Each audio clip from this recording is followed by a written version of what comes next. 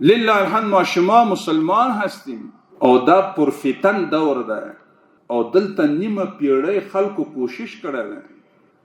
او زمونږ او ستاسو په دغه مقدس هیواد کې یوازې فزیکی یرغل نه و، زمونږ ستاسو په دې هیواد کې فکری یرغل هم و،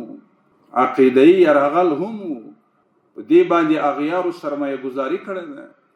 ما ته اکثر هیوادوال وایي چې مشکلات انتهایی زیات ده، نو زمونږ ورته وایو دلته نیمه پیړۍ اغیارو کوشش کړی ده، چا د قومیت او د عصبیت په نوم، چا د گروه بندی په نوم، د سمتیت په نوم، او بیا د خارج نه استخدام کېدل، بیا د هغوی نه اکمالات اخیستل. زمونږ ملت دا جهاد پرور ملت ده، دوی ته شریعت صحیح انداز باندې چا رسولې نه ده.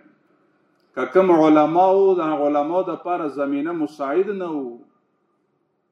بخاطر از عزیزان من کدام عالم حقگوی از طریق منبر صدای حق را بلند می کرد قبل از 5 سال د وقت دموکراسی و جمهوریتی، کدام عالم حقگوی از طریق منبر یا کدام رویدار متنفذ وکیل دانشور در جامعه صدای حق را بلند می کرد، آن مقدس اشخاص تعقیب می شد، تعذیب می شد، جایش در محبس بود. شما شاهد حال هستین. ولله الحمد کنونی امی تو زمینه خداوند کریم مساعد ساخته که کدام دانشور